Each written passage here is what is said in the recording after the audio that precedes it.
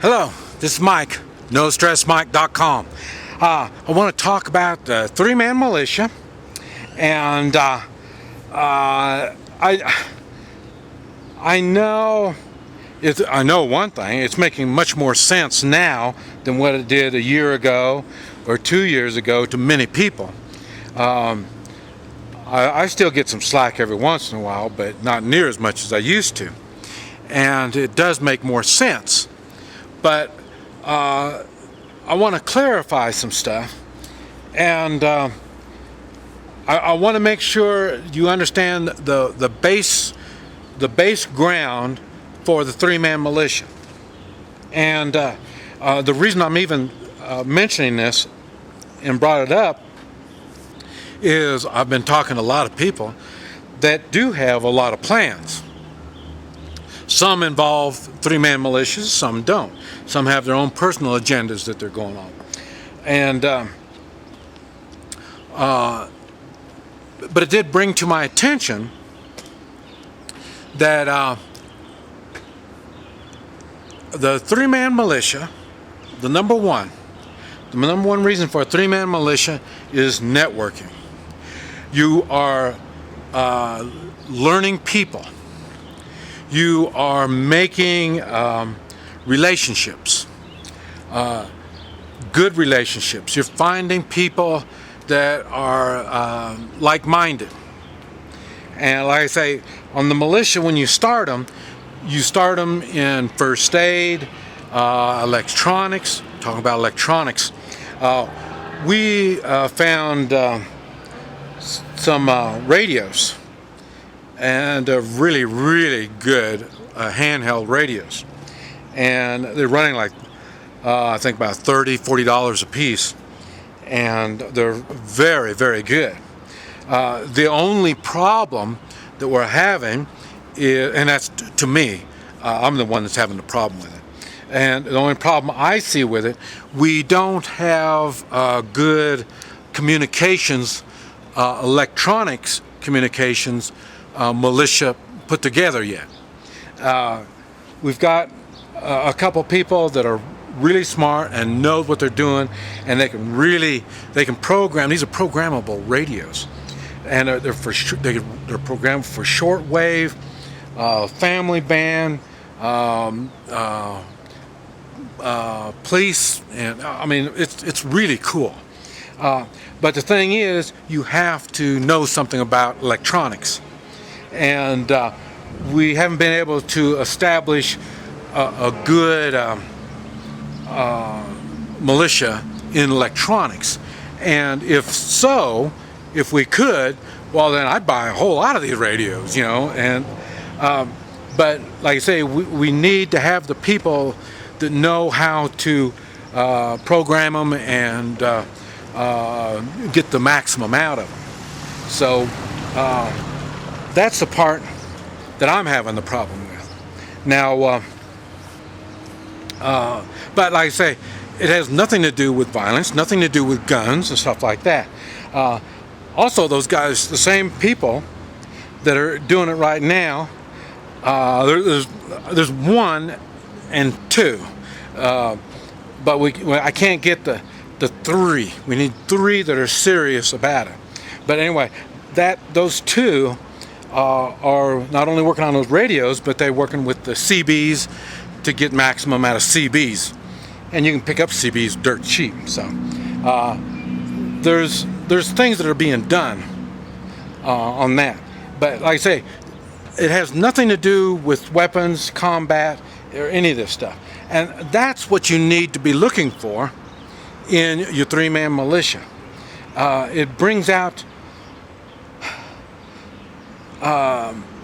the bonding between you all.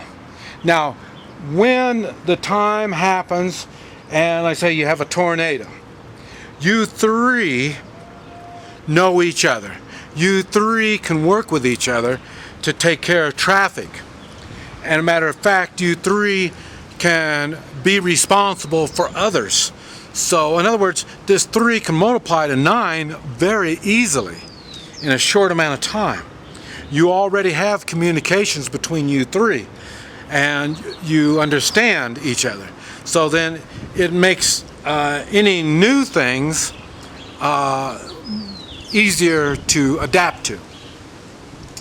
And I'm not saying when you do this three-man militia, you're going to have everything all figured out.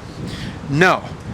But what you will have is the people that can communicate with each other without trying to one being the boss over the other one. That you won't have that problem. And it'll be easier when you trust these people, when your morals are being tested. Then it's easier to go to one of them and ask them, you know, they want us to pick up guns, and it just doesn't sound right.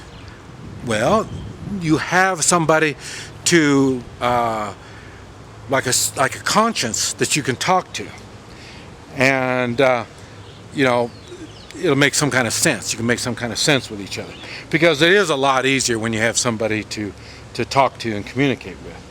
So, and in other words,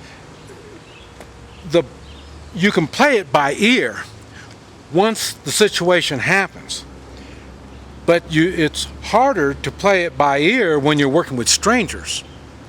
And then when you're together, you already realize you all are going, the goal is to be safe, not only you, but your families and all of you. And when you are under orders from somebody else, a lot of times they don't take your safety in consideration. And that's the reason why I don't understand why the military does operations with foreign military. There's nothing positive that's going to come out of that. But as a three-man militia, you can work with other three-man militias. It's much easier to work with them because you all are on the same wavelength in the way of you're taking personal responsibility, and you all work under morals. So in other words, you won't be doing things that are unconstitutional or immoral. Makes it a whole lot easier when you have to make decisions, when you have something to base your decisions on, and you have others you can trust to bounce your decisions on them before you make the final decision. But I think that the three-man militia concept is very good.